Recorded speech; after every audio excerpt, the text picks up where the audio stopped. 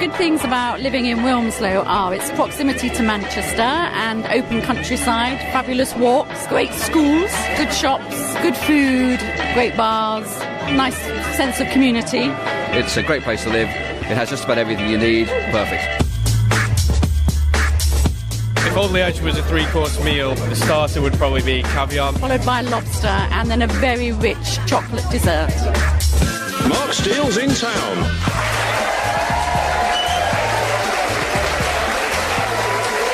Thank you very much. Welcome to Mark Steele's in Town, which this week comes from the Cheshire town of Wilmslow, which is by far the most upmarket place that this programme has been to so far. A perfect place, I have to say, to go shopping, as long as you're in desperate need of a Prada bloody handbag. If you want a pound of potatoes, you've got to go to Macclesfield. I'm sure every road coming in here has got a bouncer stood there as people coming in going, "No jeans, sir." "Not with those shoes, madam. Try Knutsford."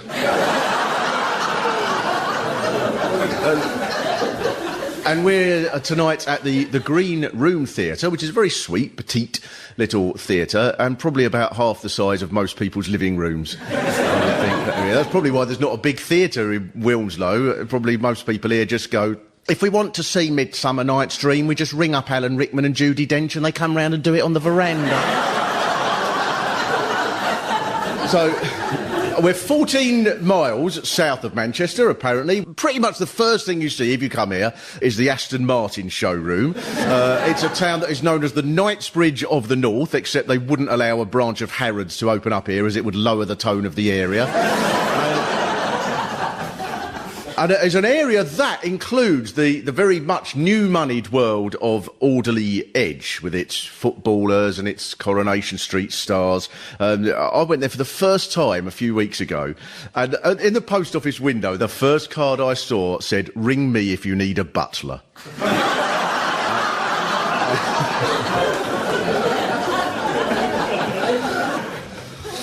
Rio Ferdinand lives here, Alex Ferguson, Andrew Flintoff, Wayne Rooney is here, David and Victoria Beckham lived here, and they all buy these huge houses for about 7 million quid, and then they instantly knock them down and build a new one in its place. If any of those people sort of ever went to Greece for some reason, the archaeologists of the world would cack themselves, wouldn't they? Because they know in about 3 weeks' time there'll be an interview in Heat magazine with them going, "Well, we bought the Parthenon and knocked it down, and now we've got a lovely sauna in its place." Property is obviously a central issue here. I had a look at a website called propertyconfidential.com. They were boasting about a luxury bungalow on sale for £1.75 million.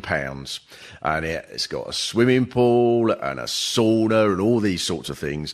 And then it said, honestly, this is exactly the words, "But this luxury bungalow also boasts an additional and unique feature of a second floor."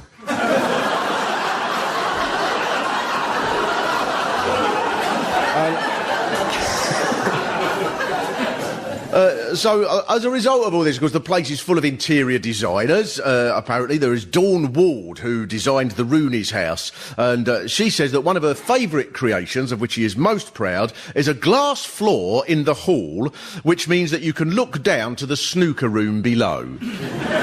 One of her other creations is a child's wardrobe in the shape of a walk-in castle with a ceiling twinkling with 9,000 Swarovski crystals stuck on by hand. Well, I hope it gets sold by IKEA. So some idiot sat there for 6 months going, "Locate crystal 1084 and attached to battlement pinion D." All the estate agents mention that these houses have a media room. That's bad. They just invent rooms. They've got so many rooms, they have to invent purposes for them. They probably sit there going, "Oh, it's not fair. Michael Carrick's got a crematorium in his house. And the Flintoffs have got a particle collider." You don't need a separate room for every human activity other than the toilet. That one I'll accept. Now, all this demolition has provoked associations that strive to preserve the old villagey feel of Alderley Edge, and this association, striving to preserve the old villagey feel of Alderley Edge, I would think is contender for the title of the most unsuccessful organisation in the world. along with the Taliban Whiskey Tasting Society. The society got particularly annoyed with Cristiano Ronaldo, who knocked down an old house and built one that was called offensive and insensitive. So the association attempted to set up a referendum to change the local planning rules, but, and I'm quoting the local website Go Alderley Edge here, the referendum plan has now been scrapped as the cost would have meant the village was unable to afford to put up Christmas lights this year. 90% of the world's wealth passes through this area, and you're going, we can't afford a referendum and Christmas lights. That's probably because your Christmas lights were made of Swarovski bloody crystals, isn't it? Well, walking around the shops around here is a bit like being on the Antiques Roadshow, because every 10 minutes I find myself going, how much? And, there is a Bernardo's charity shop in Alderley Edge, so you think, oh right, so there's some ordinary bits here, but in the window is stuff from like Gucci and Dolce and Gabbana with no price tag. In the charity shop. The charity shop's going, if you want to know the price, you can't afford it. In the charity shop. None of the normal shopping rules seem to apply. One of the beauty salons is called Esthétique, and the subheading on the shop says, beauty, well-being, science. What? So as they're doing your nails, do they go, according to quantum mechanics, these extensions have no fixed resting place in the universe? There's another one that advertises 3D eyelashes. This is an amazing technique that will make your eyelashes look as if they really are there. Of course, you will need to get your friends to wear special glasses to be able to see them.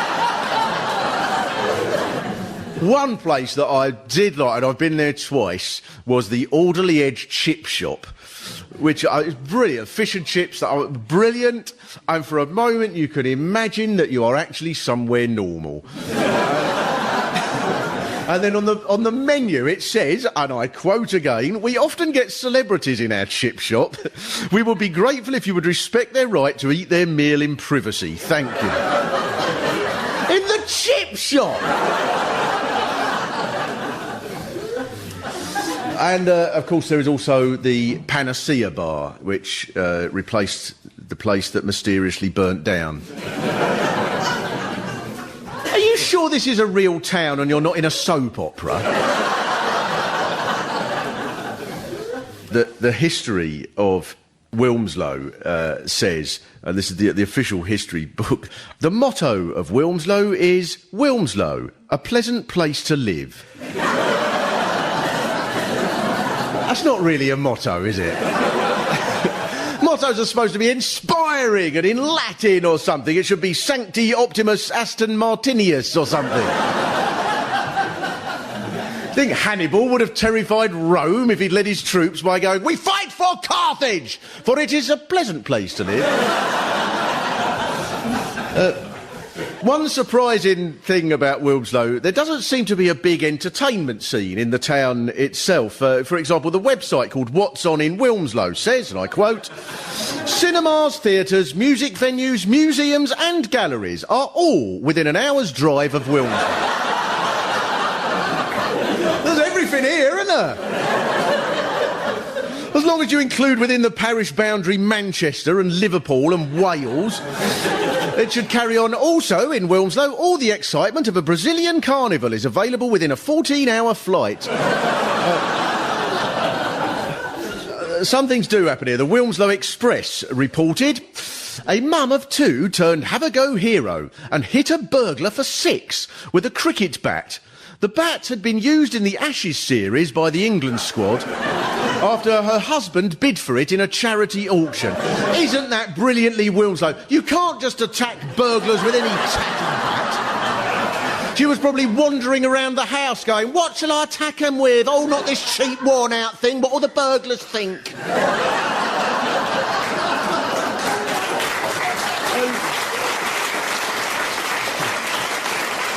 The family that became the main landowners in the town in the 1400s were the de Traffords. Back then there were rivalries between different areas within the Traffords land. The names of the different people that lived in these parts then, brilliant names, the Huffites and the Mossites. They're proper names for rival gangs. You can imagine a programme on the History Channel going, the Mossite horde swept through the plains of Prestbury until the ruthless Huffite clans defeated them in a bitter battle, taking over their land and then knocking down their settlements to build a fully modernised 16-bedroom fort with a media room and glass floor for viewing the downstairs jousting. From the 1400s onwards, things pretty much ticked along for about 400 years, because there were only a few settlements in the area at the time, and there was nothing really in Alderley Edge at all. Wilmslow did have sort of a bit of industry, quite a bit of industry, around the time of the Industrial Revolution. There were 3 cotton mills, there was a button industry, this was a shirt factory, apparently, this theatre at one point. But if you were working class round here in Victorian times, you weren't always held in the highest esteem. A local vicar at the time said about one road in the poor area, the people of Moss Lane are so sinful that they don't deserve a chapel.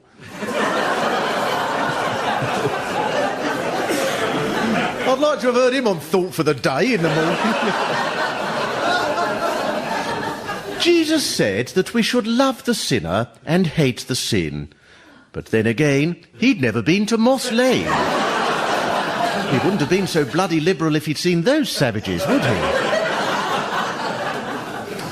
The area was, obviously, as was true of anywhere in Britain, this area was transformed by the Industrial Revolution, especially the railway, but in a slightly different way from many other places. The railway was built from Liverpool to Crewe, and then Sir Thomas Trafford did a deal with the railway company that, as well as a station called Wilmslow, another station would be built in what was pretty much empty fields down the road called Alderley Edge. And this land would be sold off to pretty much the managers and executives of the mills in Manchester as a quiet place to live where they could commute into town without having to live near the filth that they were causing down the road. But of course it wasn't just mill owners and landowners here. There was a few rich people. Of course, this is always the case. A few rich people in an area can dominate a place because their houses take up more space, obviously. And this is what happened when the cotton executives moved in. One account of the time by Catherine Chorley describes one regular lesson at the girls' school, how to keep their backs straight in a ladylike fashion. She said, after midday dinner, the girls all had to lie flat on our backs on the floor for 10 minutes to straighten our spines so we could hold ourselves well, while the mistress in charge read to us from that day's Daily Telegraph. I want to see that turned into a fitness video with Davina McCall.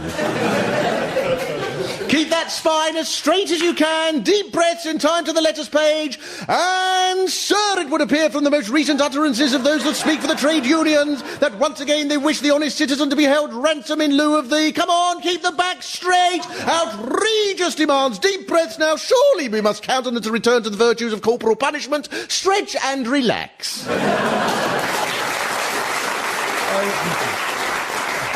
The purpose, of course, of this thinking and of all these customs must have been to create a culture, as we know, that set them apart from the normal world. But there is something else apart from the excellent social breeding that is very attractive about this area, which is the edge itself, which is a sort of inland sandstone cliff that sticks out in this giant ridge. It's all over the oldest copper mines in Britain. And I'd spent an afternoon up there. It is marvellous, and it feels sort of much more adventurous than normal countryside, because it's all sort of just slightly dangerous. Every now and again you go up to the edge of the edge, as it were, and you can see right across Manchester and up to Bolton, and there's all these pennines everywhere, and you look down, and then suddenly you go, Dad, there's a 5-mile drop down there from the cliff. I'm used to London. Isn't there an announcer going, mind the gap? Any other local authority, they'd put 5 miles of metal railing along there and not let you within a mile without a hard hat and an introductory film about the dangers of falling off a cliff. So also, it does feel like the sort of place where you might meet a hobgoblin. It's got that sort of, that slightly weird, mystical air about it. There is, of course, the Wizard's Well, which is there to mark the wizard who is said to live beneath the rocks, and at the well itself, which, to be picky, isn't strictly speaking a well, but a trickle of water dribbling down a rock. There is a face of the wizard which has been scratched out, sort of chiselled out of the stone. And there is a poem chiselled out there as well that goes, "Drink from this and take thy fill, for the water falls from the wizard's will." I wonder if, like, a little bit further along, there's another stone with an inscription, "The wizard's spell has worked once more. This bungalow has a second floor."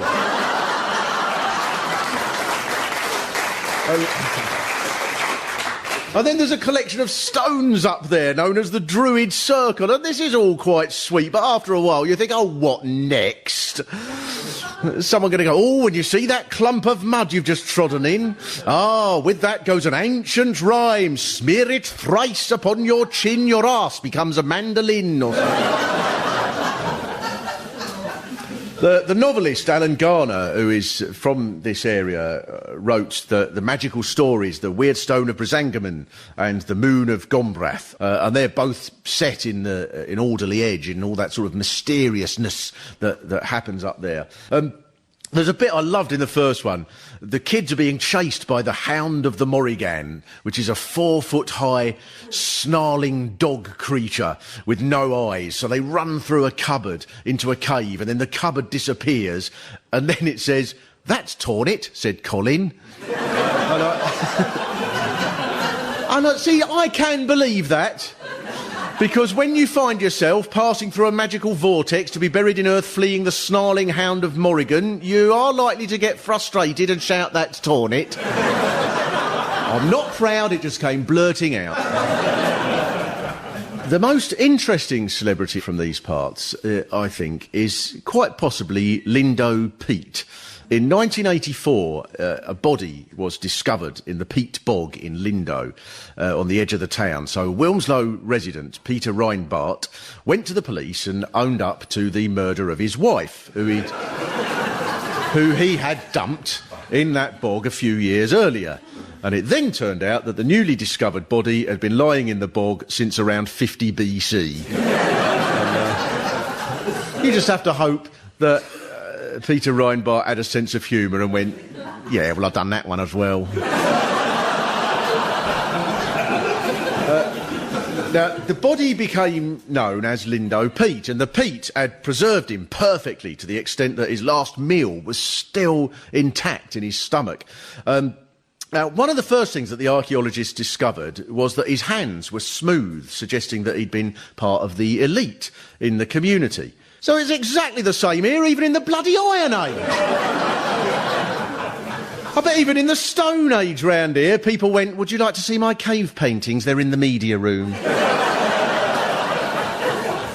The confusing part of the story of Lindo Peat is that he'd been garroted and banged on the head. So it seems that he was murdered. And there is a theory that he was sacrificed in a druid ritual in the hope that the gods would thank the people of Wilmslow by keeping the Romans away. But whatever the reason was, he's now in the British Museum, which you probably call the Wilmslow Museum, as it's only 5 hours' drive away. A more recent star of Wilmslow was a man called Romany. His uncle was a Romany preacher, and Romany broadcast a children's show about nature on the radio from 1932. Now, there is something brilliant, I think, about the way that Romany is celebrated here. His painted Romany caravan is a little monument in the car park outside the library. And there is also another local figure who, for brilliant reasons, I think, is commemorated, and that is Alan Turing. He's commemorated for his achievements as a mathematician and a philosopher. So I wonder if he ever discussed his work down the Panacea bar. What do you do? Well, I'm a mathematician and a philosopher. Oh, right, that's like me then, because 14's my lucky number, and sometimes I wonder why that is.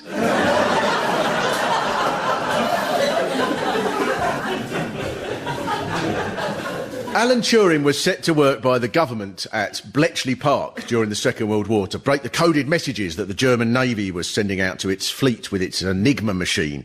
It seems that Turing, in his own mind, he wasn't just trying to break codes and defeat the Nazi Navy. He had a sort of a higher aspiration, if you like. He saw this as part of his quest for building a machine that could remember and repeat data to solve complex problems. And his success in that means that, in a way, he can be said, in effect, to have invented the computer. Now, his models obviously weren't as advanced as the computers that we're familiar with, but the principles were clearly in place. But there was one thing which he clearly wasn't able to overcome, which was the difficulty of being gay at a time when being gay was against the law. Now, this hostility was especially strong in the military.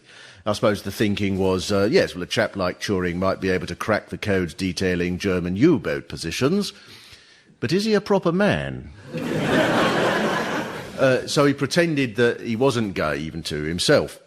But then in 1952, he started going out with a man that he'd met at a cinema in Manchester. And this led to them both being arrested and threatened with prison, and he was barred from doing any further work at all for security. Turing was offered an alternative to jail, which was to undergo hormonal injections to reduce his sex drive, one of the side effects of which was that he grew breasts, because it was important to insist that men stick to behaviour that is natural as God intended, such as growing breasts. So 2 years later, he laced an apple with cyanide and used that to commit suicide. And there is now a statue of Alan Turing in Manchester in which he's holding up an apple. And there's a plaque on the house that he lived in Wilmslow. But that statue's in bad taste, isn't it? Of all the things he did, they show him holding the object he used to kill himself. It'd be like if there was a statue of Elvis with him on the toilet eating a burger. So there's this image then of Wilmslow as just a big festival of vacuous wealth and daft celebrity. But underneath all this side of Wilmslow, there is a much deeper a sense of something going on, I think, something else going on. The side that celebrates Romany and Alan Turing. And just as in the 1700s and the days of the mills, like everywhere, it has got its working class side, because somebody must do the building and the teaching and the cleaning. You can't all be selling Aston Martins to each other. There's a hip-hop scene in Wilmslow, including a crew do a song called Wilmslow Rap, who rather splendidly managed to rhyme "feeling the pressure with living in Cheshire," which I admire very much. You've got your own big issue seller, I notice, in the precinct there. I bet you all walk past going, "Oh, it must be dreadful. That poor man must be without a second home." And in Alderley Edge, there is a subterranean world of normalness going on underneath all the madness. I went to the Alderley Edge Working Men's Union Club. I think, oh, am I going to go in there? But this is where the working class of Alderley Edge go, and they're all in there at the bar going, "Oh, I'll have a Dom Perignon shandy and some truffle scratchings, please." So, John, who accompanied me there last night, is it a haven from all the craziness that goes on around? It is the one place that you can actually buy a pint of beer whereby you don't require a mortgage in Alderley Edge to buy it. The fact that nobody goes in it is something of a tragedy, as you probably witnessed last night, because we were the only people there. So, which probably...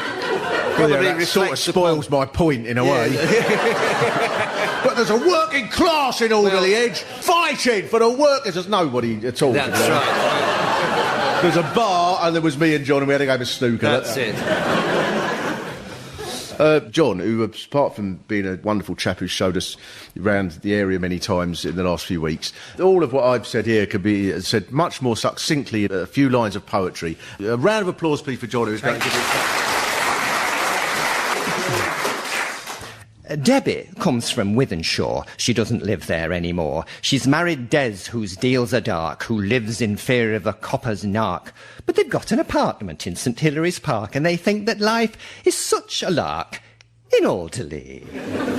Debbie's one ambition, her single-minded mission, is to be seen in Cheshire life as the ultimate bottle-blonde trophy wife, all bleached white teeth and orange tan, on the arm of a very successful man.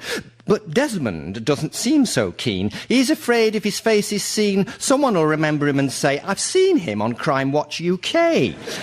He was the one who got away at that robbery down at Heathrow. That was about 18 months ago, before they lived their millionaire lifestyle, all pink champagne and 3-foot shag pile, in Alderley. But sure enough, at some posh frocks do, Debbie's dream at last comes true. Ooh, they both get snapped at Chester races, but a reader who remembers faces spots our Des and makes a call. Well, the cops are there in no time at all. At St Hilary's Park it causes a buzz when Des is hauled off by the fuzz. Now he's doing time in Dartmoor, while Debbie's back in Wythenshawe.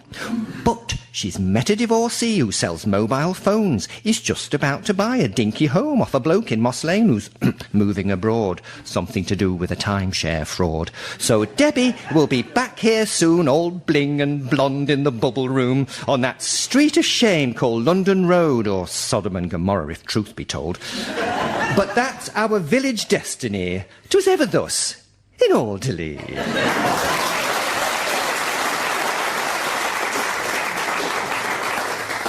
Thanks very much for that, John, confirming all that I've been arguing for.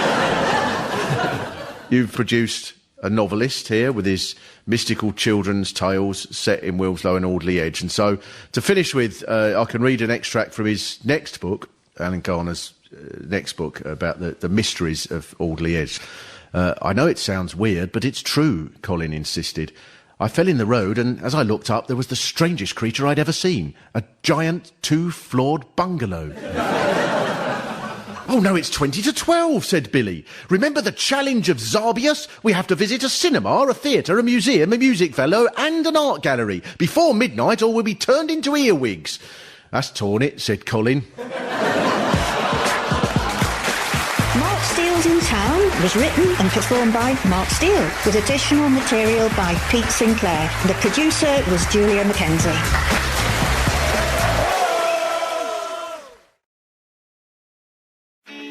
When people come to Glastonbury, they can see hippies, ley lines and the beautiful view of the Tor towering in the sunset. The hidden gem is the Mary Magdalene Chapel. It's beautiful, it's really peaceful energy. Glastonbury people all get on very well together. We've got witches and fairies and ghouls and just ordinary Glastonbury folk. If Glastonbury was an animal, it would have to be a colourful parrot that does not do what's expected and does not look how it's expected to look. If we were trying to describe it as an animal, we just couldn't, because most people here would be vegetarians. Mark Steele's in town.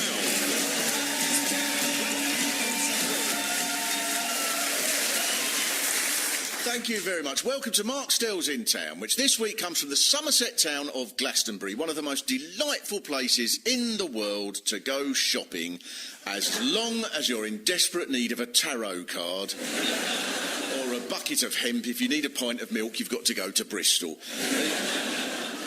Because this is the hippiest, new ageiest place in the world, if indeed it is in the world. For example, we are at the Assembly Rooms, and this is the only theatre I've ever been to where it says on the What's On brochure, incense may be lit inside the venue. I know you won't believe it, Glastonbury, but other areas, the theatres don't have that. In Glasgow, very few people go, "Shall we take the kids to the pantomime tonight?" Only if we can burn the incense or I'm not going. Now, because I do have to establish early on here for listeners that there is a motto in this town, which is, "This is Glastonbury, which is not where they have the festival that's 7 miles away."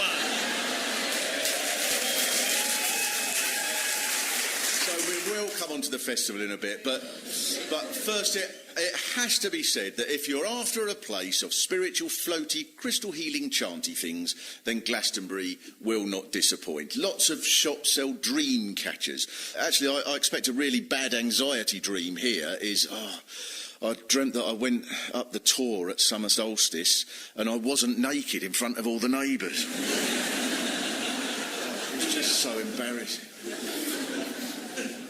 The shops in the high street have the most wonderful names. The Psychic Piglet, Myth and Magic. Everywhere sells crystals and Sharma healing. It's so new age. When I saw a place that did aromatherapy, I thought, well, that's the down-to-earth industrial part of the high street. Selling something that I've heard of, the equivalent of an ironmonger's in another town. This is the only high street in the world where if you wanted to describe someone that you were looking for and said, they look like a wizard, it wouldn't help. Whatever you believe, it must be fun here. Where else could you get an incident that causes this headline in the local paper? Woman dressed as vagina stops street fight between a passerby and a man dressed as a penis. Did anyone see that? Did you? Who saw it? Do you think this is normal? Like if you go to Bridgewater or Taunton, do you walk around thinking, this is a weird place, no one's dressed as genitals involved in a brawl? There's a goddess temple in the high street. Everywhere else in Britain, the Woolworths became a Poundland. Here it became an organic vegan supermarket. There's a place called the Chocolate Love Temple. Now, in any other town, I would assume that was a shop selling posh chocolates, but here I expect it is actually the headquarters of a religion that worships the arrow. There is a market here. I saw the market on a Tuesday, but I bet even there the stall holders are going, all right, ladies and gentlemen, witches and wizards, here we go. I'll tell you what I've got for you today. I've got earth dancing, incense, 7-colour chakras, tumblestones for your aura, your Gaia, your adenoids, your hemorrhoids. Look at this dream catcher. It'll catch you. Can't move your legs because they're stuck in ginseng dream. You have to deliver a cranial massage workshop in the morning. I haven't prepared it in time dream, and I'm not asking. A monkey, 2 score, £35. I tell you what goddesses. These have been on the telly, Crime Watch. I'm only half here about with you, ladies and gentlemen. Stick your hands up. Who wants one? These are 60 quid in the Psychic Piglet. £15. One of the brilliant things about the high street here, you've got all these shops, and the one chain store that you do have, you've got 2 branches of, which is Boots the Chemist's. I can't think you've made yourself so ill with all the crystal healing. You need to, because you're always popping in for a Nurofen. There is one other chain store here, which is William Hill's. I thought, oh, they're taking a chance with all the clairvoyance, aren't they? I love that there's an ethical hairdressers here, which is, I think, thank Lord for that, because I'm so sick of having to go to hairdressers that are war criminals. There's a local paper here that is glorious, called The Oracle. I'm sure you're familiar with. There's a column in the recent one that goes, each day I walk up the Tor barefoot before sunrise.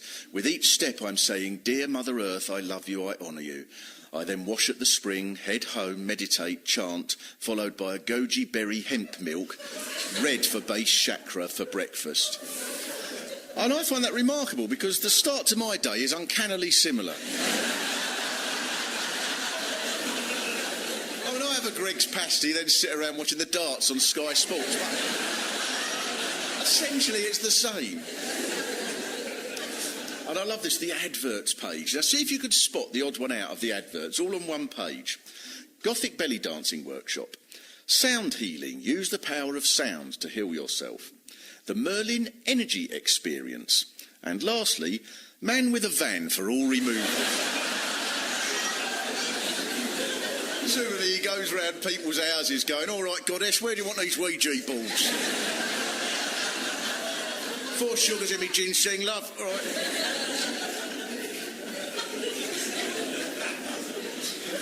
But there must be a reason why Glastonbury attracts this sort of attention. It can't just be that hundreds of crystal healers and goddesses went to the Glastonbury Festival one year and were so out of it they missed it by 7 miles and think it hasn't started yet.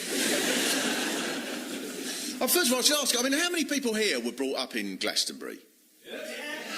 There's a few, but mostly not, right? But, although the area has always attracted spiritual types through the tour and its Christian and Arthurian connections, but the modern wave of new immigration, as far as I can work out, it seems to have started in the 70s. Now, there was some resistance to this, I think it's fair to say. So I'd like to introduce you to Tom Gillan. How long have you lived in Glastonbury or around this area? 50 years. So you've lived here in both sort of times, if you like, BC. Okay, what do you call it? Before crystals. Before, right. And what was the time like when there was a transition then? Can you remember any sort of hostility to people that were coming in? No. You can't. So, because a lot of people have told me that lots of the cafes, in fact, all the cafes except one, apparently, had a sign on saying no hippies. I mean, so, does that count as hostility? I don't know. Yes, I mean, caravans had glass smashed in, but I mean, these guys were. That would count as hostility, wouldn't it?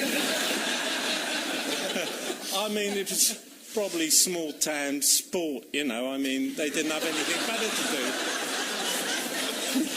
And now on Look West, we're going to look at the sports. Well, in Glastonbury, there were 17 windows put in at hippies. Tom, also, what was the story you were telling me about the guy you remember at the petrol garage? Well, I was in the lovely spring morning. The guy said, well, there's a few of them about this morning. And I said, well, it's the sunshine and the vibes. And he said, I've lived here 60 years or more, and I'm buggered if I ever felt one.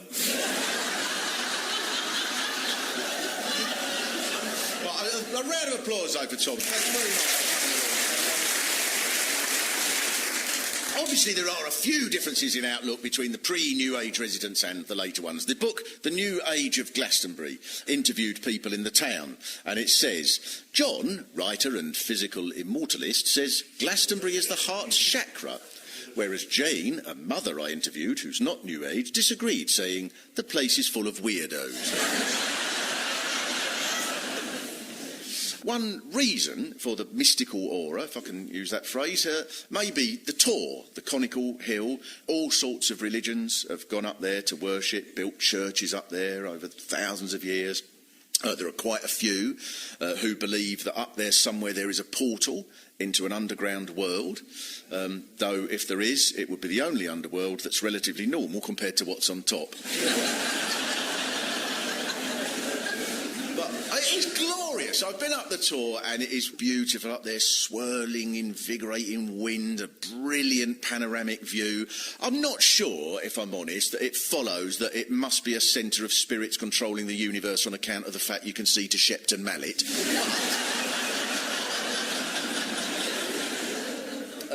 Glastonbury's connection with spiritualism is actually quite down to earth. It stems from 2 ancient events. One is that Joseph of Arimathea, who took Jesus down from the cross after the crucifixion, then quite reasonably left Israel and came to Glastonbury, known at the time as the Isle of Avalon, bringing with him the Holy Grail that Jesus drank from at the Last Supper and may even have contained the Messiah's blood. Now, the theory about Joseph was laid out by a chap called Frederick Bligh Bond in a book called The Mystery of Glastonbury. He makes the convincing argument, it is no stretch of the imagination to realise Joseph would have taken the utmost pains to secure his precious relic, a phial of Jesus' blood, and he brought it to Glastonbury where he buried it under the soil. Now, it is often said that Joseph came here because he'd been before, bringing Jesus to these parts as a young man, and the evidence for this being that bits of Middle Eastern pots and jewellery have been found under the ground that date back 2,000 years. In other words, it appears someone must have made the journey from the Middle East to Somerset about 2,000 years ago, so it stands to reason that was probably Jesus. It's like if someone I went up the post office this morning, there was an American in there. You'd go, oh, well, that would be Bruce Springsteen then. In fact, Frederick Bligh-Bond, who's one of the main figures quoted in support of all this, went on to say, it is clearly stated in a number of scripts that the British Isles have been the seedbed of a select branch of the true Israelite race, from which the modern Jew is a diluted version. So if you thought the Middle East wasn't complicated enough, it also seems that the only true authentic Jews are from Somerset. I mean, in a way it makes sense that the people of Somerset are the lost tribe of Israel, because I'm sure you go to any pub round Shepton Mallet and you hear them saying, oh, I tell you what, my son wants to be a farmer. I said, oi vey, break your mother's heart, why don't you? You'll be a lawyer like the rest of your family. Enough already with this talk of schlepping around with cattle like a nebbish. Anyway, Wurzel toff.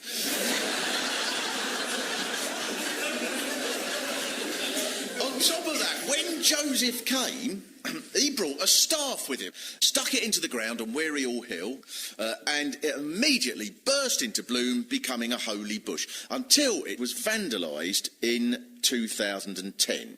Now, I was told then that drum healers did go up to the tree to try and repair it with drum beats through the power of drums. But wouldn't it be brilliant if that worked? Wouldn't that make for an unusual episode of Gardener's Questions?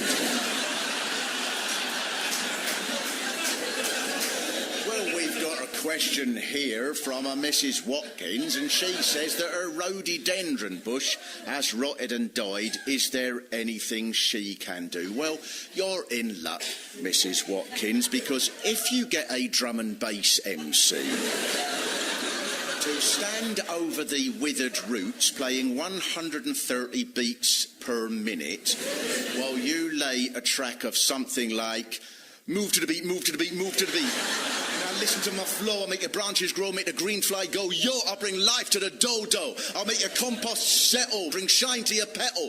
I'll make your flowers shoot faster than Sebastian Vettel. You should find that it flowers in mid-June.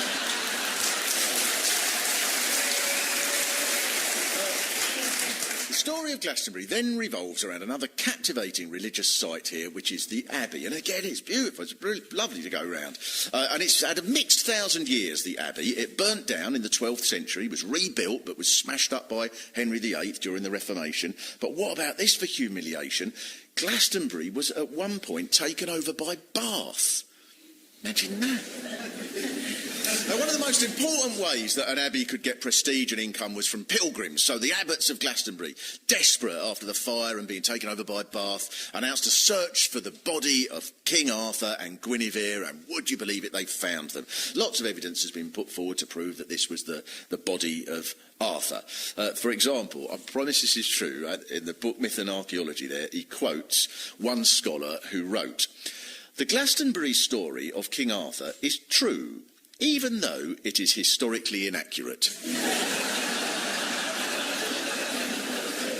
Now, around this time, there was already a legend of King Arthur by Geoffrey of Monmouth, and there probably was a warrior at some point of some sort called Arthur who fought the Saxons. But there's no evidence he was ever king, I don't think, and not all that much proof that he had a magic sword given to him by a lady who lived in a lake and brought up a knight called Lancelot, nor had anyone suggested that he had anything to do with Glastonbury. Now, I don't know, maybe that's just prejudice, but you don't automatically think of King Arthur as being a Somerset person, necessarily, as being someone who went, I tell you what, I went down the lake this morning, you'll never guess who I bumped into. There's a lady in there, isn't there?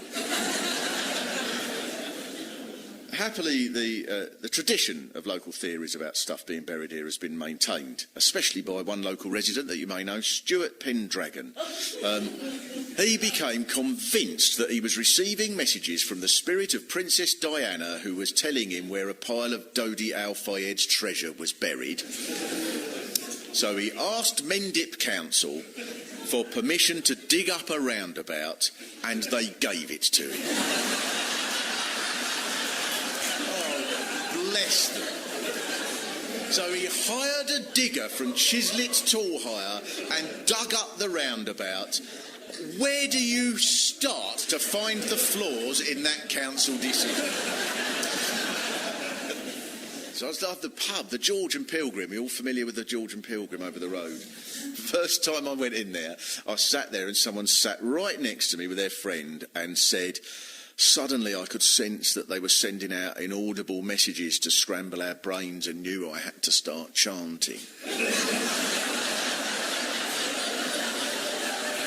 And it threw me a bit because my experience of chanting is at football matches, and that's probably not what he means, is it?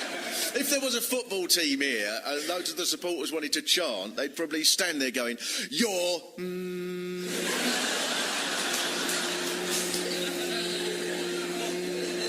you know you are.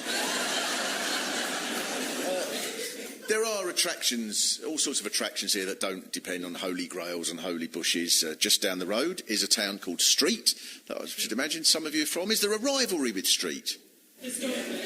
Apparently, until the 1960s, there did used to be battles between Glastonbury and Street, fought in the river. If you got out the wrong side of the river, then you were thrown back in.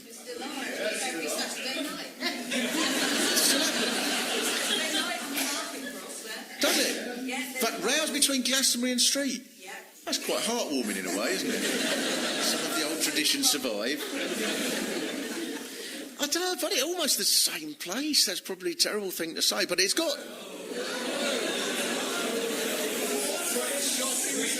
Well, it's not as pretty. They haven't got a tour, but it's got a Marks and Spencer.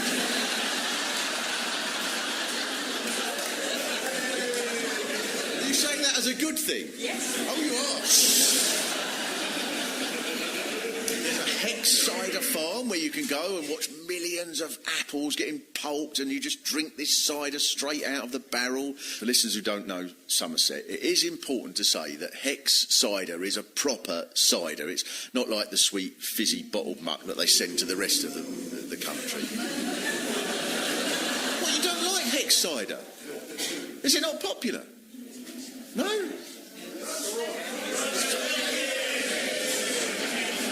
What's wrong with that's too corporate for you? Because why? What's wrong with that? I should have gone to Mudgley. And Mudgley makes better cider than the bloody inferior fascist cider that they make down the road. Well, I'm sorry I didn't have the Mudgley. They sell Hex cider in the George and Pilgrim. That's wrong as well, is it? George and Pilgrim's is wrong. George and Pilgrim's is owned by a massive company. It has nothing to do with this town. Oh, well, I'm sorry. The Rifleman's? No, I haven't been to the Rifleman's, no.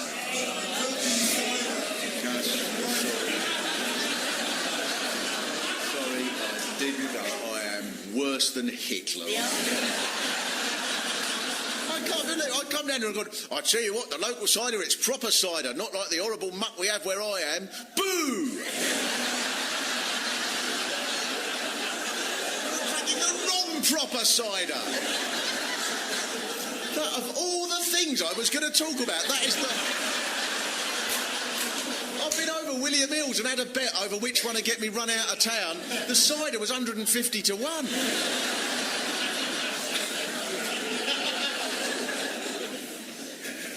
There has been industry here, all sorts of industry here for many years. There was a sheepskin coat factory. The most famous thing ever made here must be this, I reckon, when Muhammad Ali fought Henry Cooper.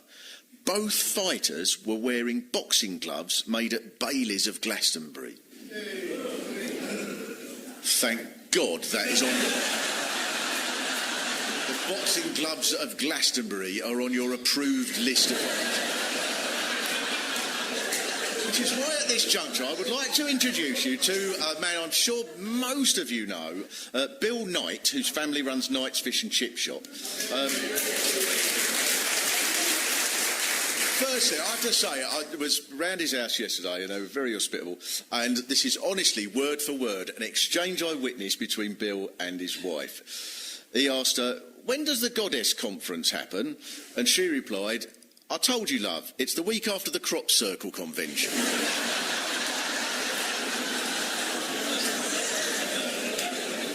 So, Bernard, how long have you lived in Glastonbury? 70 years, perhaps.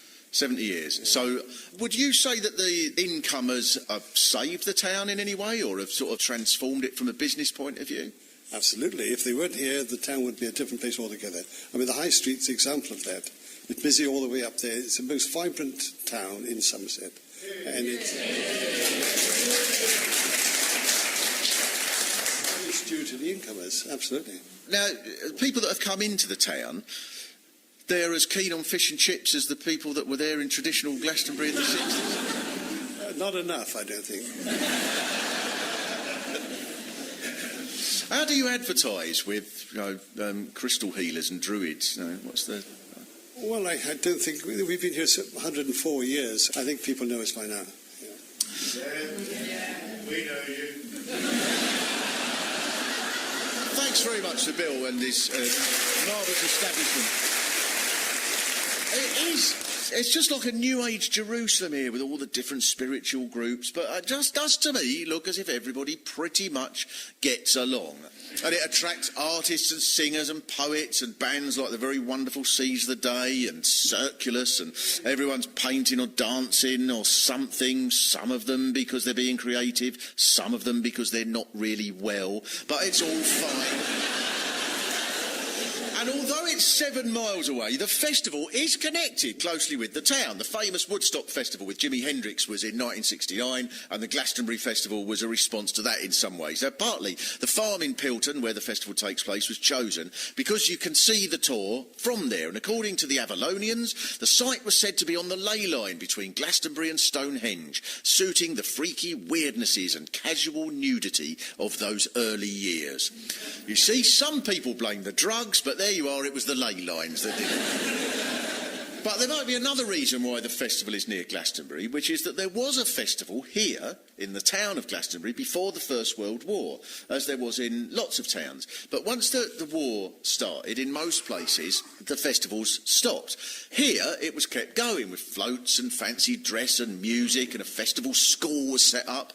Now, the main venue was here in the Assembly Rooms. Certainly, it's the only venue I've ever been to where I was told, the dressing room's not ready for you yet, Mark. They haven't cleared their dragons out. That wasn't a surprise. I bet that's the main job for environmental health round here, clearing out dragons. You've got to get in quick or they scorch the walls. So this is the point where I'd like to introduce Vivian, who... what do you run the Assembly Rooms? What is your... I do the admin and events. The Assembly Rooms is run for the community, by the community, and it's been bought by community funds. The community owns the place. You get the impression everyone in Glastonbury is aware of the history of the festivals and all the things that happened here sort of 70, 80 years ago, as well as what's just happened recently. No, I wouldn't say they are that much aware of what has gone on in I know there's some people that aren't really aware of what happened half an hour ago. It's a fascinating place. It was a place of the first library in Glastonbury, and it's a fantastic building. Right, well, popular. It's only £500 a share, Mark, if you want one. So, if I spend 75 pence on a plastic cup of cider, I'm a corporate sellout.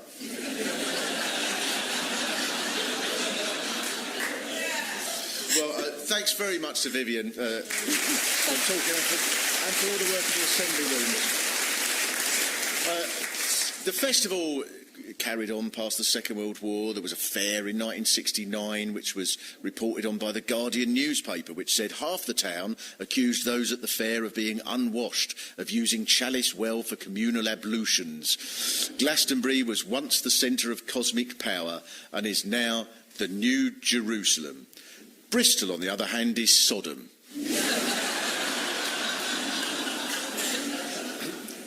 The the festival is a symbol of Glastonbury because for all of the unworldliness, the festival does have an impact on the real world, and the same can be said of the town. It may or may not be down to the ley lines, but the attitude here is that you're supposed to be communal and individual and not fry the planet, and not everything should be sponsored and sold off to Balfour Beatty. Now, I have been told that there are more faiths in Glastonbury than in any other town in Britain, which must be true because you've pretty much got one each.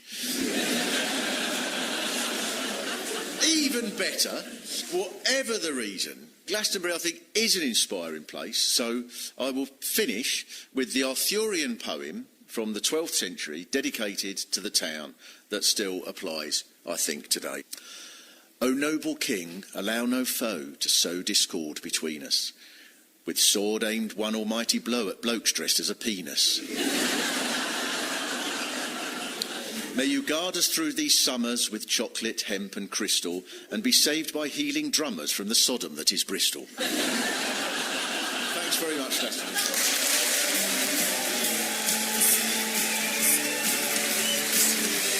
Mark Steele's In Town were written and performed by Mark Steele, and additional material by Pete Sinclair, and the producer were Ed Morris.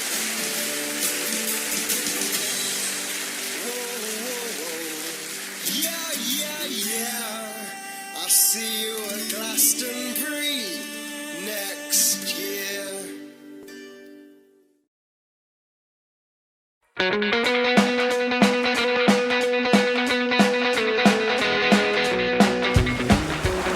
The best thing about living on the Isles of Scilly is watching the sunset. The beaches are like some tropical paradise. Oh.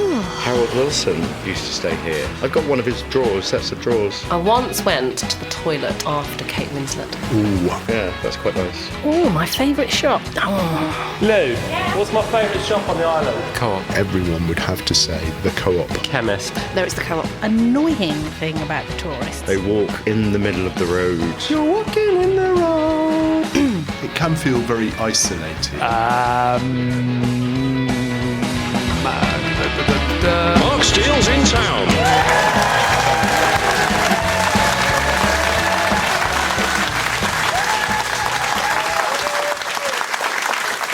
Thank you very much and welcome to Mark Steele's in Town, which this week comes from the Isles of Scilly,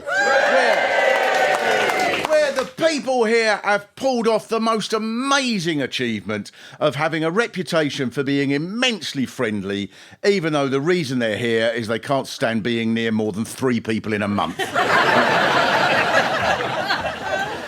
Because this isn't just remote. Remote isn't remote enough for you. You're people who look at Truro and go, sod that, let's take a boat 40 miles across a violent stretch of sea. No one will find us there. The Isles of Scilly are 28 miles from Land's End, across the sea, on the way to Canada. 5 of the islands are inhabited, there's about 2,000 of you altogether, and one of the first things you notice here is how diverse you are. There's a wide range of white people who feel uneasy if they're more than 400 yards from the sea. It's much like New York. There is immigration here. Last year someone moved to St Mary's from Tresco to be near the Co-op, and that caused a bit of tension. And it's so easy to get here. Why don't more people come? The I Escape Tourism website boasts sometimes fog or bad weather means your trip to the islands will be cancelled. But that's all part of the adventure. Top marks for making a virtue out of that. We went to the Isles of Scilly for our holiday. We sat in the airport at Exeter for 3 days because of fog and then had to go home. It was such an adventure, the kids can't wait to do it all again next year. Tourists don't always get the idea of being here straight away. Someone here told me I get asked questions like, where's the nearest Waterstones? I say, Penzance, back where you came from. And that's the sort of friendliness that makes it such a popular holiday. St Mary's is the biggest island here, and all the other islands you call... The Off Islands. The off islands, which that's a bit insulting, isn't it? It's like saying, well, there's St Mary's and then there's the Shite Island. Now, in some ways, the whole point of the Isles of Scilly is not to get stressed. It's not always easy to understand the pace of life here if you're a Londoner. So, on the first day, you're at the Mermaid going, right, come on, mate. Burger chips, Christ's sake, come on, hurry up, I've been here half a minute already. Come on, get the ketchup, where's the gherkin? Hang on, mate, hang on. Yeah, no, I'm waiting for a burger. Yeah, all right, I'll call you back. Daffodils, yeah, I know, there's bloody millions of them. How far is it to the other end of the island, mate? How far? Get me burger ready. I'm trying to call an Uber. What's the postcode? Yes, Lighthouse, it is lovely. Where's me burger? I've done the bun and now I'm going for a swim. Because this isn't a place for rushing, and the other advice for anyone coming here, don't call it the Sillies or even the Scilly Isles. We are not the Scilly Isles, we're the Isles of Scilly, you uneducated idiot from metropolitan New Quay. This is one of the most remote parts of Britain, but not just because it's so far away from where there are things. It's also the sort of 44 miles there are between here and Penzance, because the water gushes up the channel and meets the water hurtling down the Atlantic, making the sea between here and Cornwall like a giant waltzer. And the Cornwall Live website says, if you've ever sailed on the ferry from Penzance to the Isles of Scilly, you know people across Cornwall give each other a knowing look at the word Silonian. It's not known as the Sickonian for nothing. And I thought, well, that's obviously an exaggeration. And then I got a book called The Amazing Islands of Scilly, a proper book that appreciates the glory of an island. And it started, there is more to Scilly than the nausea-inducing trip on the Silonian. And spending all your time on the islands dreading the trip back. Here's another piece from Cornwall Live. Soon after leaving the relatively calm surrounds of Mounts Bay, the swell mixed with the aromas from the onboard cafe until I was rushing to the toilet. There followed 2.5 hours of despair. Horrible stomach-heaving despair. I swear I witnessed dogs projectile vomiting. I would have kissed the man next to me when St Mary's finally came to view, except that he had sickle round his mouth. As the vomit comet. The vomit comet, yeah. How do you all manage then? Are you all hardy to it? You fly. I looked at an old book from 1920 called Isles of Scilly, Their Story. Written before we all went soft, I thought. And in the first pages it says, honestly, Scilly is a paradise, but alas, only to be attained by passing through 3.5 hours of purgatory. Do not feel because you have travelled unscathed to Australia and back, or crossed to America without turning a hair, that you are ready for this. How often does one hear, I used to think I was a sturdy sailor until that voyage? And there are hundreds of articles like this. You expect to see the tourist brochure start, I was once mistaken for a nuclear particle and whizzed round the Hadron Collider at near the speed of light. But that was nothing compared to travelling for 3 hours on this Silonian. And you can't help notice it's called the Silonian 3, so you think, oh, Christ, what happened to the first? So, we set off, and I thought, here we go. Any minute now, this torture starts. Nothing. You'll find out on the way back. Yeah, I know. I am aware of the comedy of this going out a few weeks after the BBC announcer said the radio presenter Mr. Mark Steele is feared missing.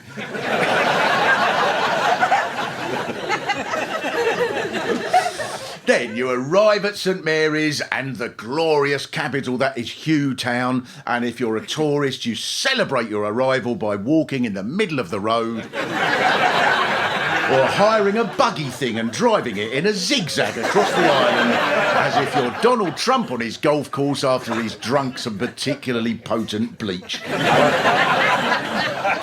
And there is, of course, you learn this very quickly, Isles of Scilly, don't you, when you get here, that there is one historic building here that the whole area revolves around, at the heart of everything in society, the Co-op. because the Co-op is the main landmark here. It's like the Eiffel Tower in Paris. I expect you say, oh, when you're close up to it, it's awesome. It's nothing like it is in the photos. It's best to go in the evening to see it under a sunset. It's amazing. If you need anything from firelighters to spiritual awakening, then you have to go to the Co-op. I expect it's like Stonehenge was to the Druids. You all dance naked round it on Midsummer's Day and give thanks to it for providing you with hummus and Pringles. And if there's no vanilla yoghurt one day, that's because the Co-op is angry and you have to make a sacrifice to it and throw an item of furniture into Lawrence's Bay. And it must be the only Co-op in Britain that sells wetsuits. But unlike any other Co-op, there's a rhythm to it. It's full of stuff after the boat arrives with all the deliveries, so you're like ducks when someone's chucked some bread in the pond. Boom, boom, boom, take whatever you can. No time to stop and think whether you need it or not. Licorice soup, grab 4 tins.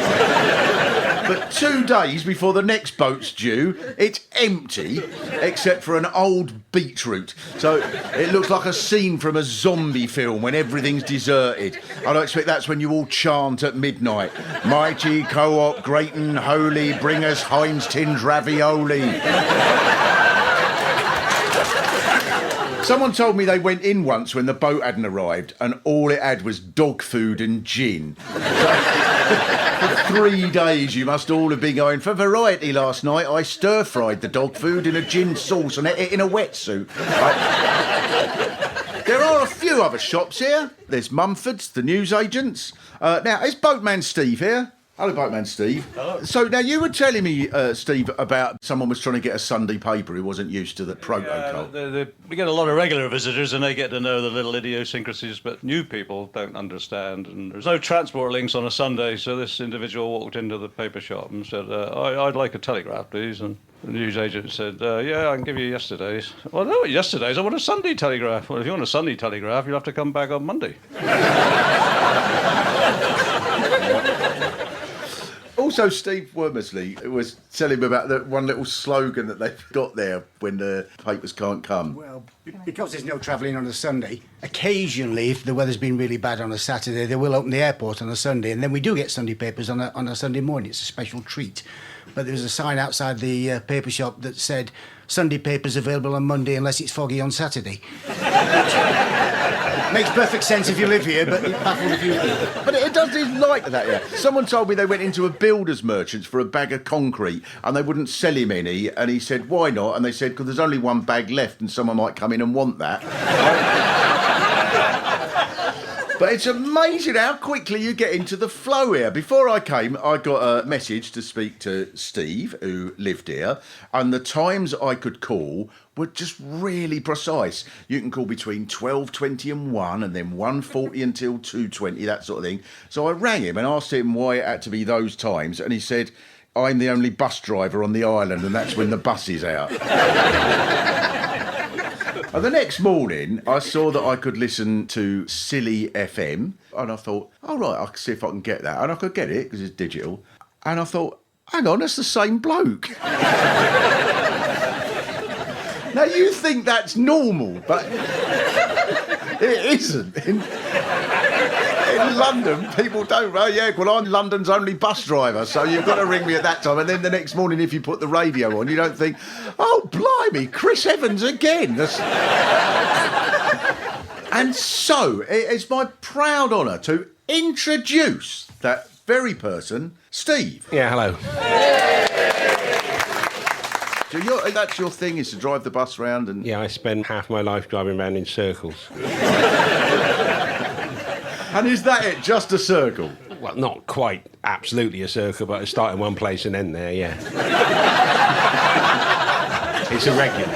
Every now and again, if you think you can get away with it, do you reverse 5 yards just for the pleasure of it? That'll add some novelty to it. I've not thought of that. I might do that, yeah. The whole thing backwards. And so, because you were telling me that because the same people come here every year a lot of the time, then the tourists get to know you and think you're their friend.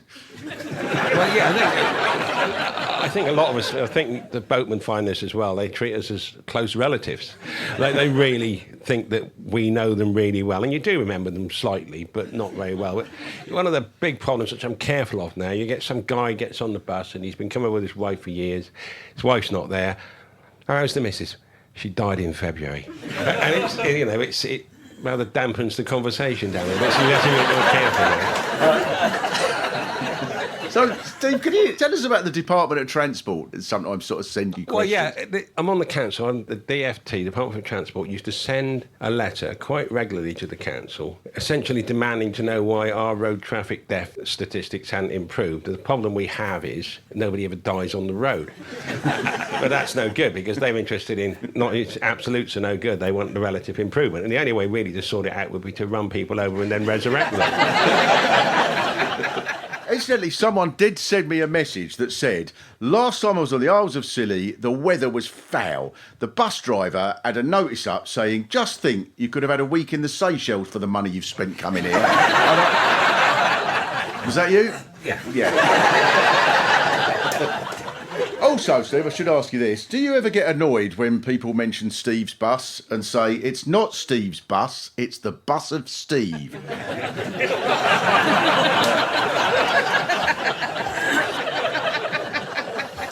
Not everybody, not all the tourists grasp the geography here. A taxi driver told me he was asked this summer by a tourist, can you take me to the off islands?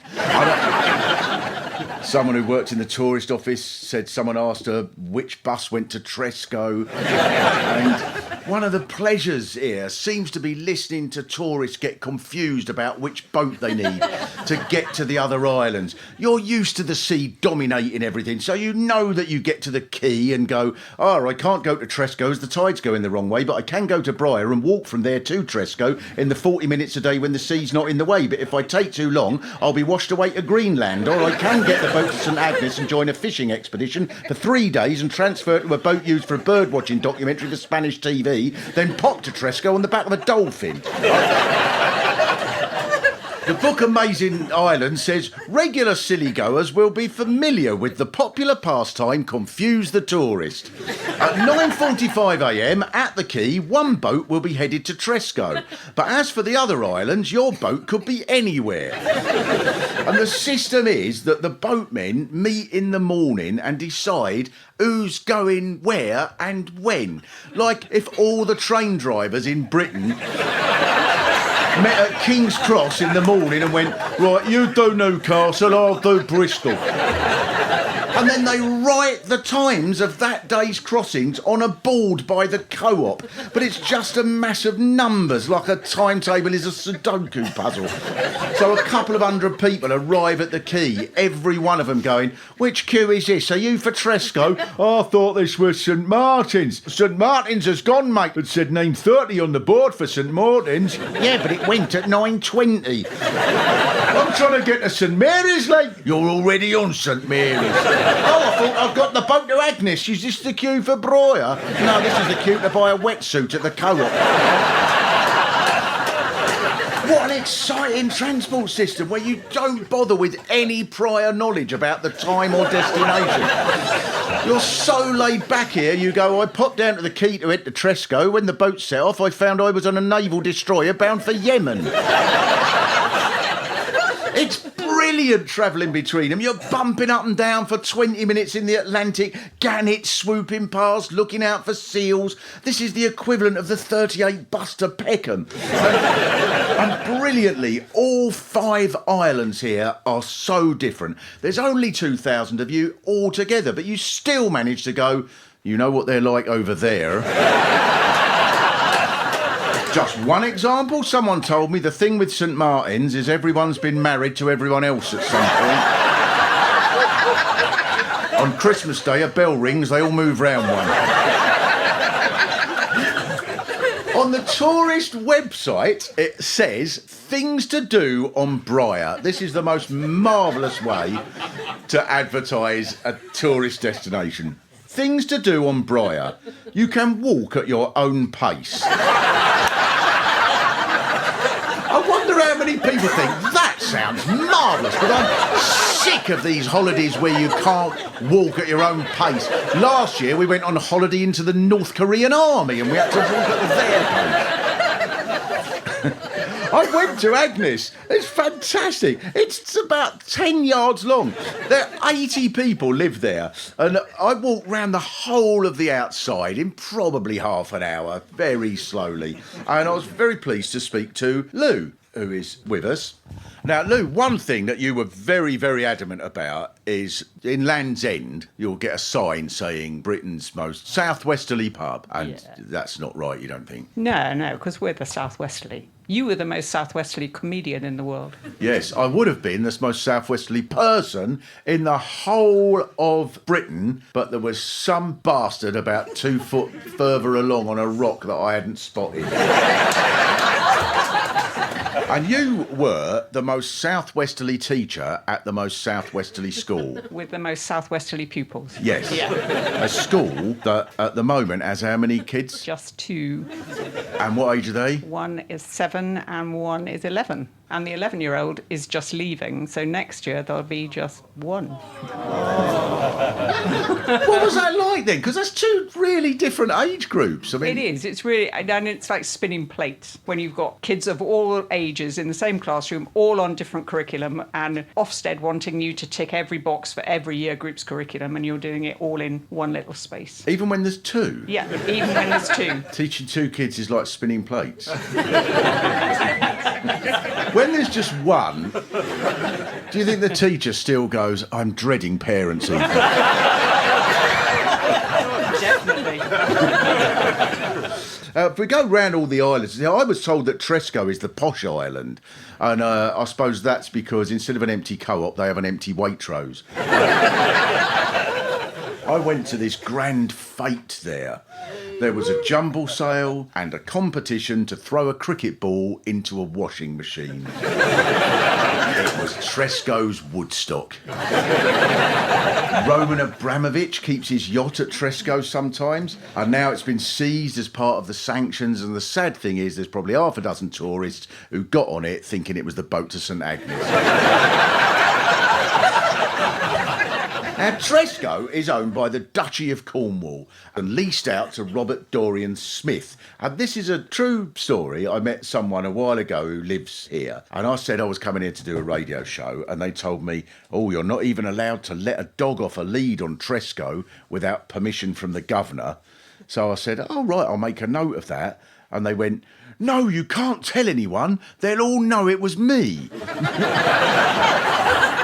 And I thought she was joking, so I said, oh, it's too late. I've just texted the BBC and it's going to be on tonight's 6 o'clock news. And they went, no!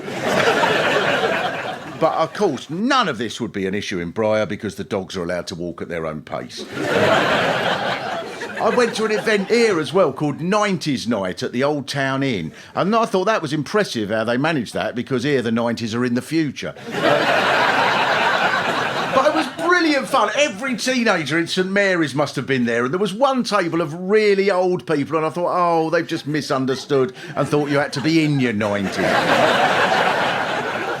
What must it be like to be young here? I listened to Claire Balding's programme about rambling when she was on Tresco. And the person taking her around said, when we go to Penzance, it's cheap to entertain the kids as they're excited by an escalator. And someone told me as there's no college here, it's normal for kids to be here until they're 16, and then they go to Plymouth, which is a bit of a culture shock for them, and then they meet someone romantically and come back. So the plan is you go away to mate like salmon. And it's really hard to get stuff delivered here as well as people. The most unpopular company on the Isles of Scilly seems to be DPD Deliveries. Everyone's got a story. I ordered a wedding ring 4 years ago and it's not turned up. And then they go, we have delivered it. It's behind a wheelie bin in Penzance. This wouldn't be a problem in St Martin's because you could just use the ring you used last time. I'm fascinating even how the electricity gets out here. It comes on one cable under the sea. Does someone come round sometimes going, turn the kettles off, the island's charge is down to 4%? And then is there a big extension lead that goes out to the other island so the lights go out in Briar when someone trips over the cable?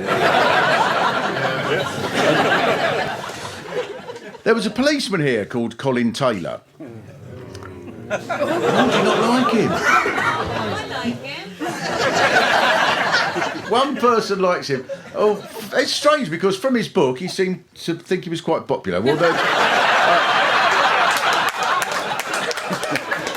I like this about you, Isles of Scilly. Like an idiot, I've been reading this book going, oh, he just wandered around getting on with everybody. And you're all thinking that bloody coming over here on his own, on his push bike. He's nicked me for having a bald tyre, he's nicked me son for having a puff. Well, he wrote a book called Life of a Silly Sergeant. None of this is going to work now because I've completely underestimated the anarchistic inner city hostility you have for the law. This is the sort of crime I hear about here. Someone told me that they left their co-op card in a shop, but later on, when it was returned, he found out that someone had claimed the points off it. So rang the police, and the police registered it as a crime. And I'm not even sure how co-op points work here. If you get enough of them, do they keep a tomato aside for when there hasn't been a delivery?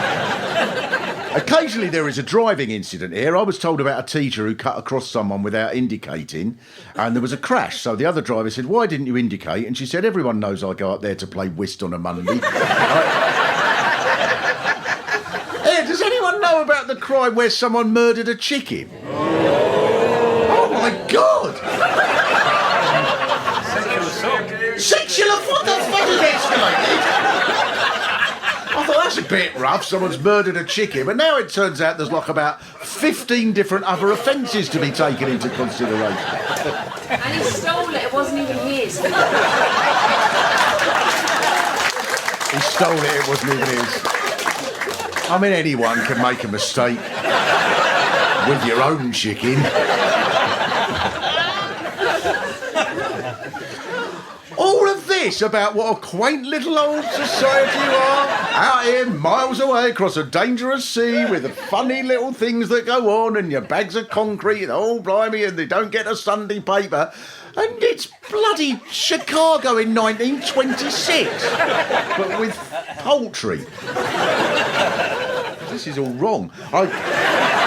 This is what I've written next.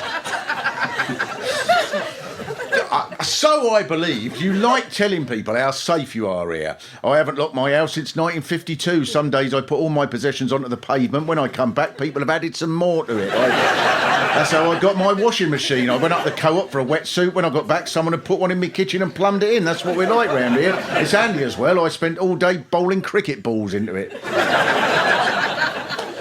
Well, you've got honesty boxes here. They're brilliant. These are just boxes on a wall or by a tree or something with stuff in, like candles or earrings or vegetables. I saw one with a courgette and a book about Jack the Ripper.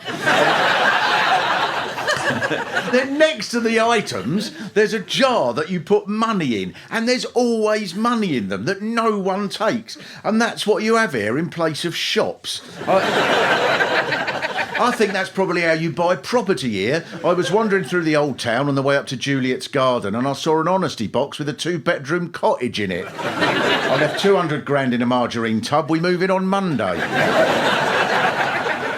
Every rule is different here.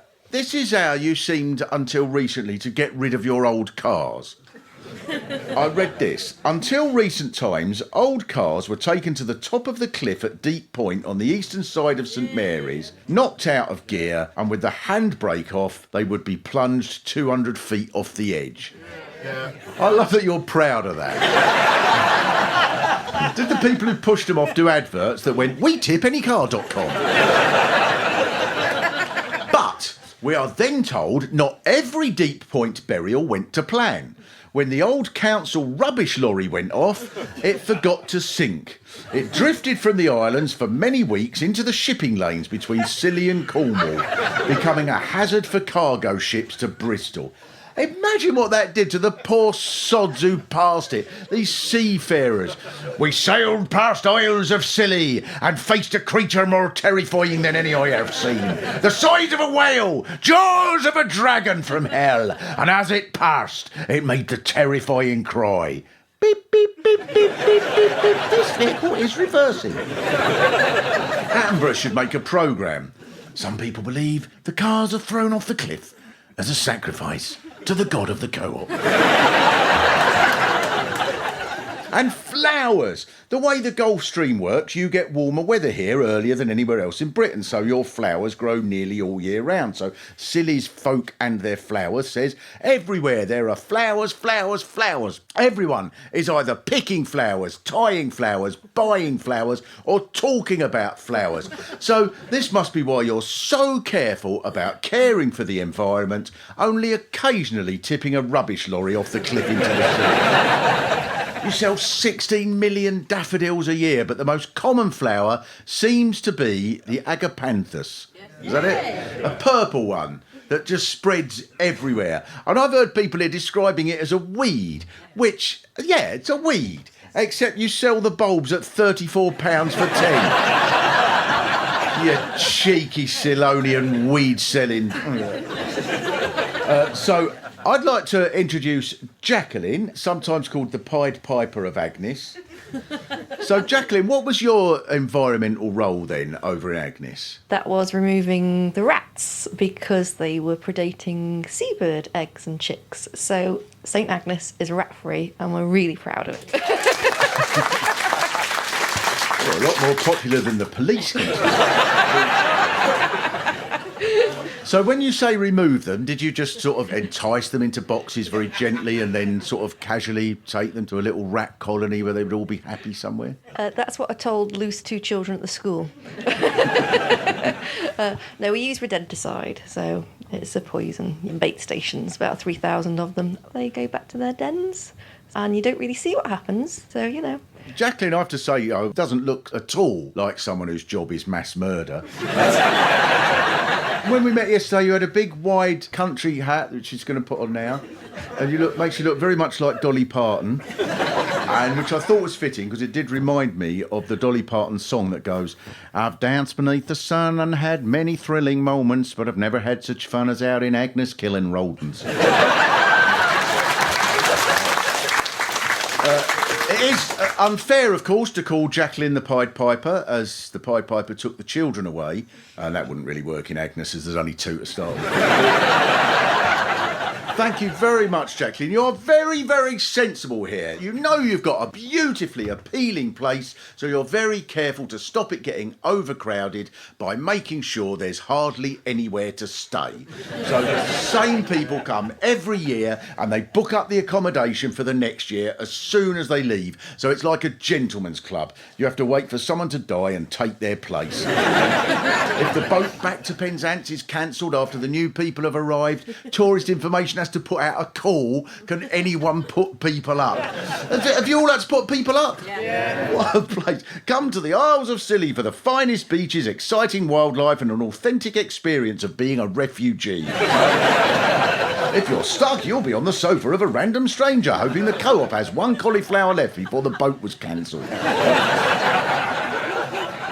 And the history of the Isles of Scilly is that you're marvellously independent here. And I can see why, because you're nowhere near anywhere. The book The Isles of Scilly starts, until the voyage of Columbus in 1492, Land's End wasn't just the end of England, but of the known world. For all men knew, somewhere round Scilly, the sea poured off the edge of the world.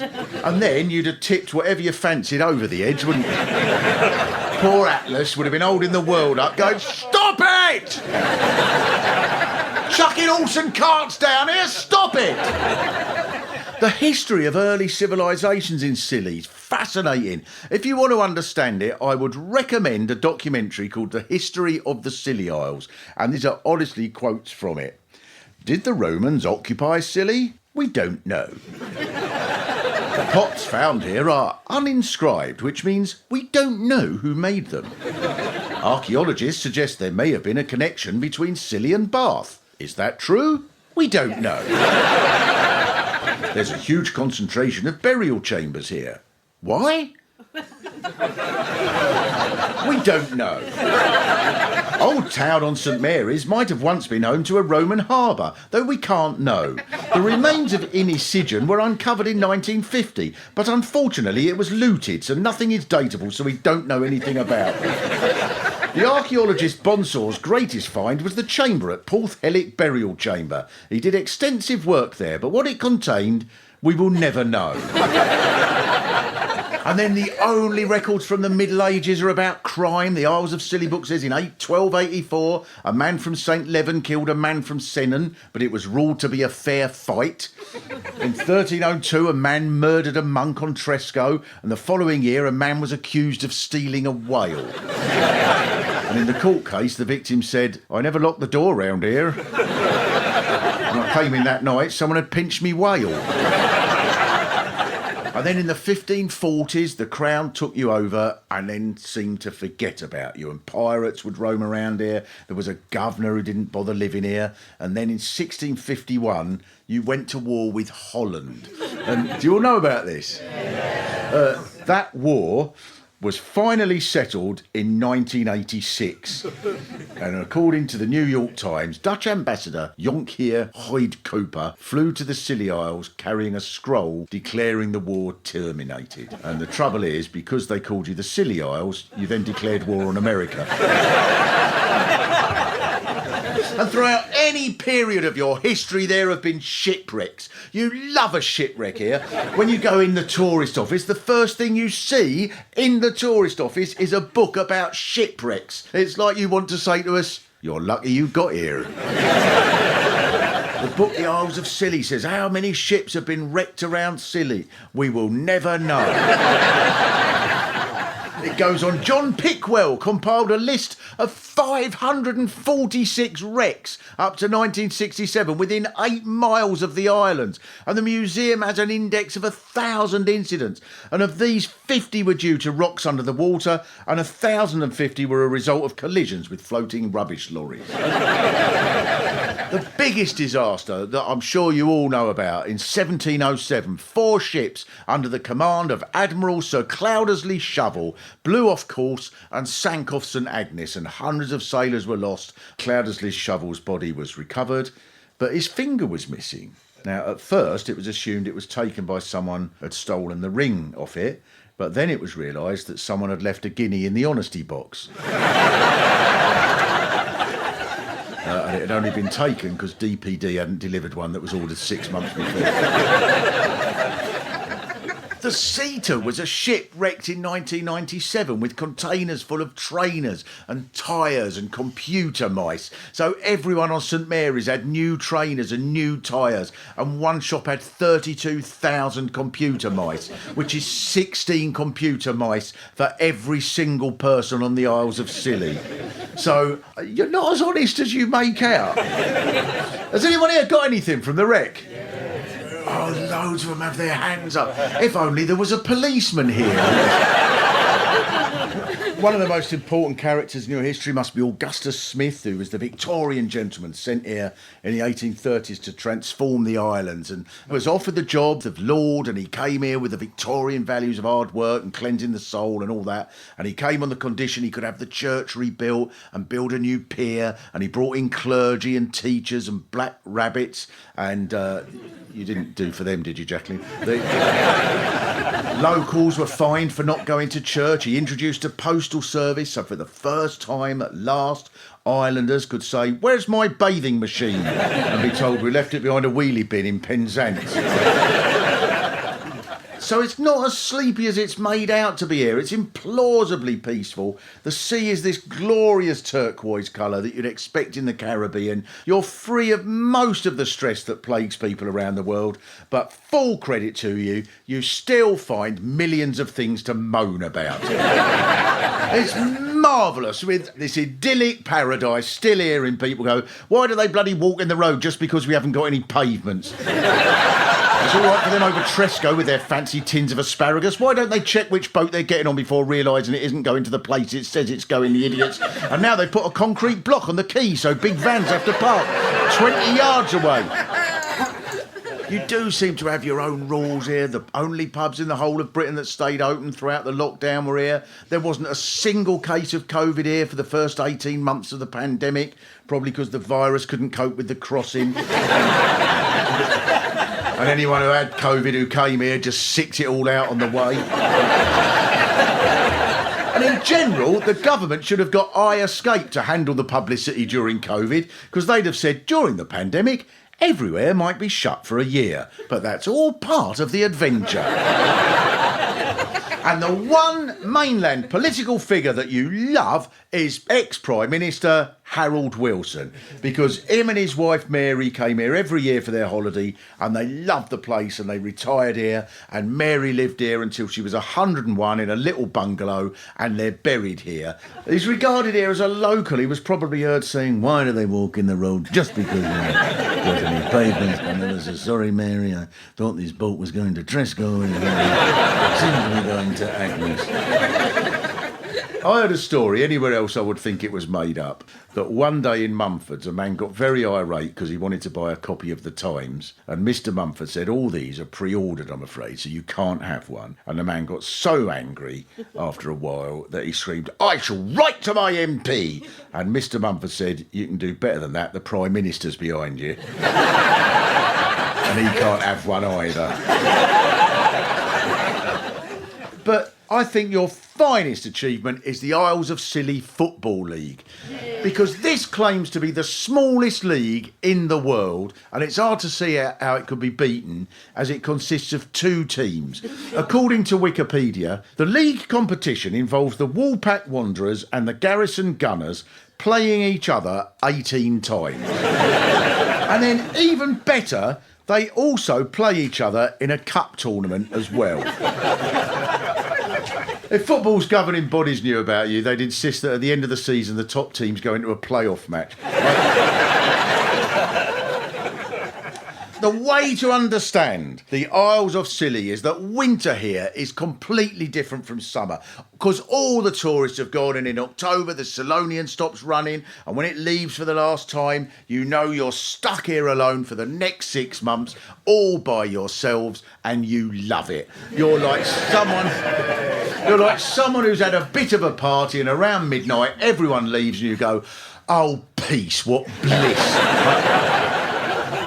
So I will leave you, Isles of Scilly, with one of your famous sea shanties, first sung by marooned sailors in the 1700s, that make you so distinct, not Cornish, but completely in your own world in the middle of the ocean. The finest ever schooner was the ship that sailed to Scilly, for the time we went to war with France and Russia, Greece and Chile. And though they battled gales and storms where every man did throw up, it was worth it when they looked upon the beauty of the co-op. We sailed to where all football teams are in the first division, where toilets would be better in the Spanish Inquisition. It ran aground the rocks to settle in this place. Though it went down to the bottom, it could sink at its own pace. Thank you very much.